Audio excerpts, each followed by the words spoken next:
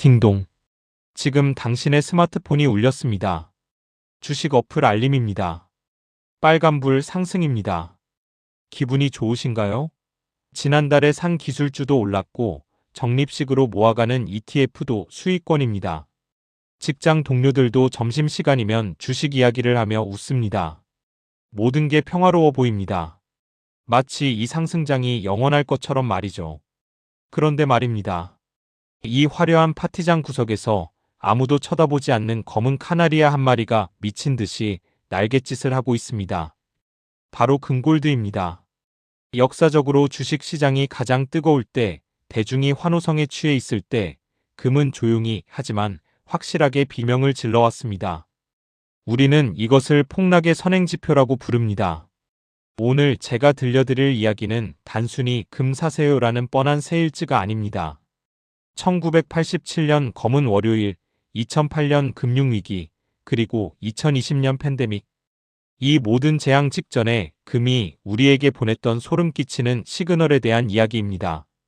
지금부터 당신의 계좌를 지키기 위해 시장의 소음 뒤에 숨겨진 진짜 신호를 해독해 드립니다. 안전벨트 매십시오. 지금 시장은 생각보다 훨씬 더 위험할 수 있습니다. 대부분의 개인 투자자, 소위 개미들이 가장 큰 손실을 보는 시점은 언제일까요?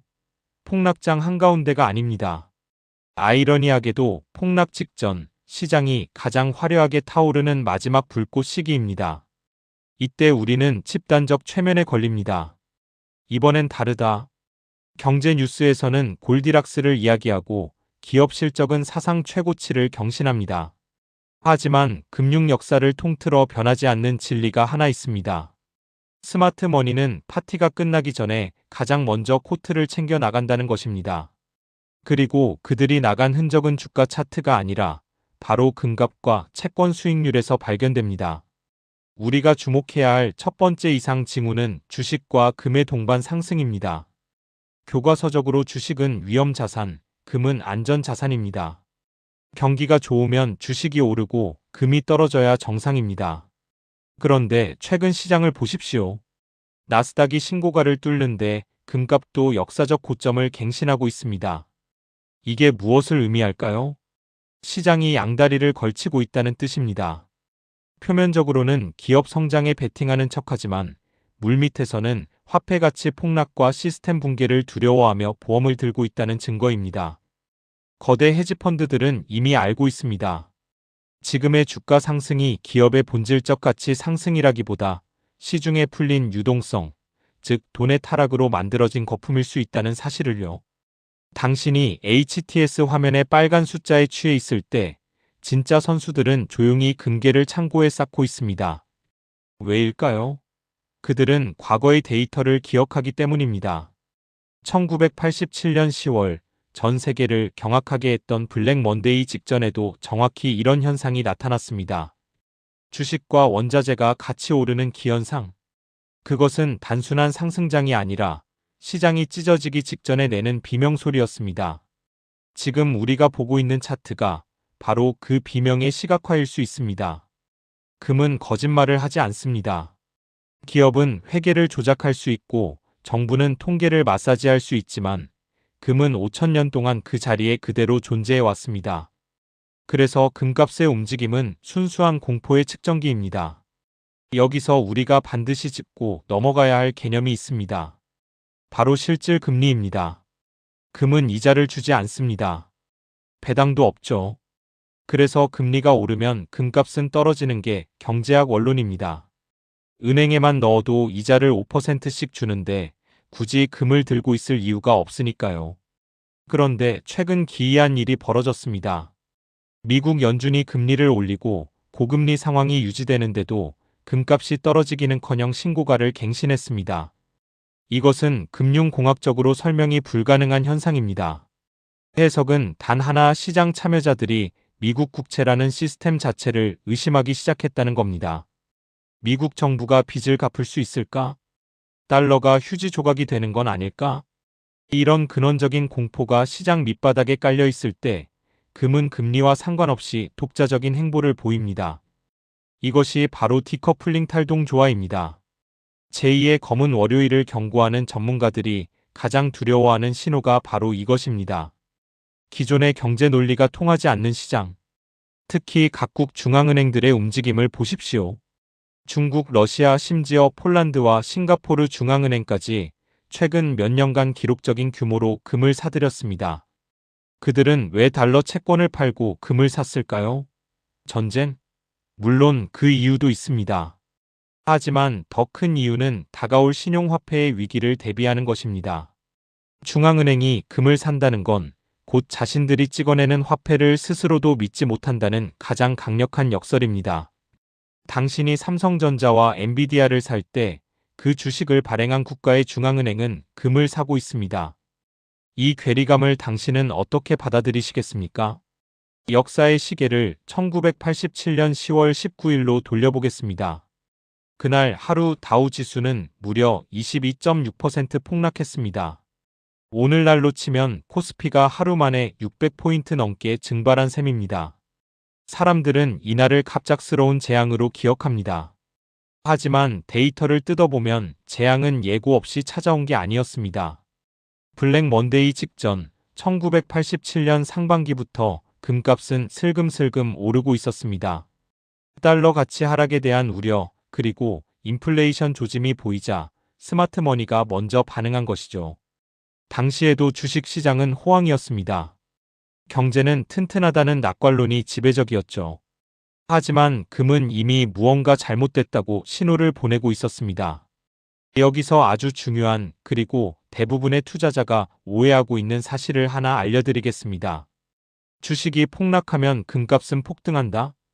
반은 맞고 반은 틀립니다. 그리고 이 오해가 당신의 계좌를 깡통으로 만들 수 있습니다. 실제로 1987년 블랙 먼데이 당일, 그리고 2008년 리먼 브라더스 사태 초기, 금값은 어떻게 되었을까요? 폭등했을까요? 아닙니다. 주식과 함께 폭락했습니다. 이것이 바로 금융위기의 가장 무서운 단계, 현금 확보대 시 포켓시 구간입니다. 주식이 폭락하면 증권사는 투자자들에게 마진 콜증거금 추가 납부 요구를 보냅니다.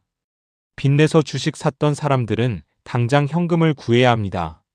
그런데 주식은 팔리질 않죠. 하한가에 잠겼으니까요. 그때 사람들은 계좌에 있는 것 중 팔리는 것은 무엇이든 내답합니다. 그게 비록 안전자산인 금일지라도 말이죠.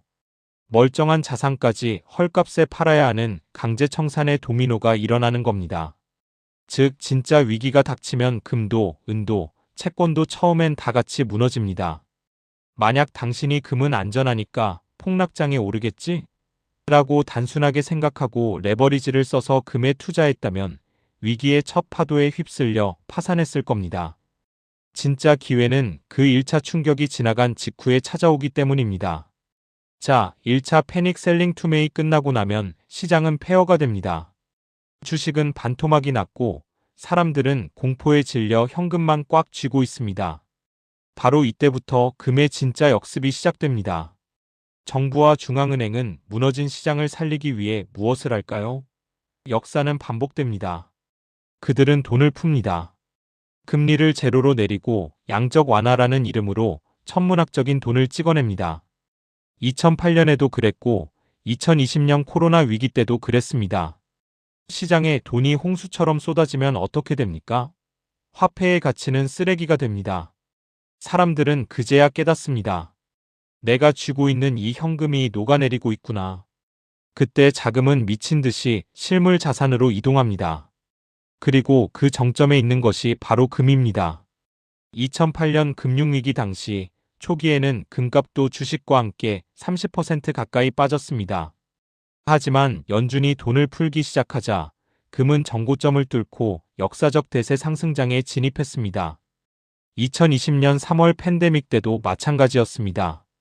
주식과 금이 같이 폭락했던 짧은 순간, 그때가 바로 인생을 바꿀 수 있는 기회의 창이었습니다. 우리가 주목해야 할 제2의 검은 월요일 시나리오도 이와 같습니다. 1단계 주식과 금의 동반 상승 거품 형성기, 현재 단계일 수 있음. 2단계 트리거 작동 및 주식 폭락. 3단계 유동성 위기로 인한 금의 일시적 동반 하락 절호의 매수 기회. 4단계 양적 완화 재개와 화폐 가치 하락. 5단계 금의 독보적인 상승 랠리. 대부분의 대중은 5단계가 되어서야 뉴스에서 금값 사상 최고치라는 소식을 듣고 금을 사러 달려갑니다. 하지만 여러분은 1단계인 지금 시나리오를 미리 알고 있어야 합니다. 3단계가 왔을 때 공포에 질려 금을 파는 게 아니라 오히려 담을 수 있는 용기는 바로 이 메커니즘을 이해하는 데서 나옵니다. 그렇다면 지금 바로 오늘 우리는 무엇을 확인해야 할까요? 단순히 금 가격만 쳐다보고 있으면 될까요? 아닙니다. 전문가들이 입을 모아 경고하는 더 정밀한 지표가 있습니다. 바로 금 가격 대 S&P 500 지수 비율 골드 투 S&P 500 레이시오입니다.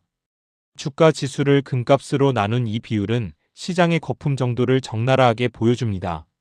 역사적으로 이 비율이 극단적으로 낮아졌을 때, 즉 금에 비해 주식이 너무 비쌀 때 어김없이 대형 폭락장이 찾아왔습니다. 2000년 닷컴 버블, 2008년 금융위기 직전이 그랬습니다. 지금 이 비율을 확인해 보십시오. 주식은 고평가 영역에 있고 금은 상대적으로 저평가되어 있다고 말하는 사람도 있지만 금값이 치고 올라오면서 이 비율의 변동성이 커지고 있습니다. 또한 은실버의 움직임도 놓쳐선 안 됩니다. 금이 돈이라면 은은 산업재이자 투기적 자산의 성격을 동시에 가집니다. 통상적으로 강세장의 마지막 휘날레는 은이 장식합니다. 금값이 먼저 오르고 뒤이어 은값이 폭등하며 금은 비율 GOLDSILVER 레이시오이 급격히 좁혀질 때 그것은 시장이 과열될 대로 과열되었다는, 즉 터지기 일보 직전이라는 강력한 사이렌입니다. 지금 시장은 기묘한 균형 위에 서 있습니다. 인공지능 AI 혁명이 이끄는 주식시장의 뜨거운 열기, 그리고 지정학적 위기와 부채의 리스크가 부채질하는 금 시장의 열기. 이 두 열기가 맞부딪히는 지점, 그곳에 거대한 균열이 생기고 있습니다. 당신은 지금 어느 쪽에 서 계십니까? 낙관론의 파도에 몸을 맡기고 계십니까? 아니면 구명조끼를 입고 계십니까? 폭풍우가 몰아칠 때 가장 먼저 침몰하는 배는 가장 많은 짐을 싣고 축제를 벌이던 배였다는 사실을 잊지 마십시오. 이야기를 정리하겠습니다. 오늘 우리는 금값이 단순히 장신구 가격이 아니라 시장 붕괴를 예고하는 가장 정직한 카나리아라는 사실을 확인했습니다. 그리고 진짜 위기가 오면 금조차도 일시적으로 떨어진다는 냉혹한 현실도 배웠습니다. 그렇다면 우리는 어떻게 해야 할까요? 주식을 다 팔고 금만 사라는 극단적인 이야기가 아닙니다. 핵심은 바벨 전략입니다. 자산의 한쪽은 초고 위험 성장주에 두어 수익을 추구하되 반대쪽에는 반드시 실물금이나 달러 같은 최후의 안전자산을 배치해 균형을 잡으십시오. 어설픈 중위험 자산이 가장 위험할 수 있습니다. 폭락장은 예고 없이 오지 않습니다. 다만 우리가 그 신호를 소음으로 치부할 뿐입니다. 오늘 밤 주식 계좌만 들여다보지 말고 금 시세 차트를 한번 열어보십시오. 그리고 스스로에게 물어보십시오. 저 금이 말하고 있는 침묵의 경고가 들리는가? 준비된 자에게 위기는 기회지만 무지한 자에게 위기는 그저 재앙일 뿐입니다. 여러분의 계좌가 어떤 태풍에도 흔들리지 않기를 바랍니다. 감사합니다.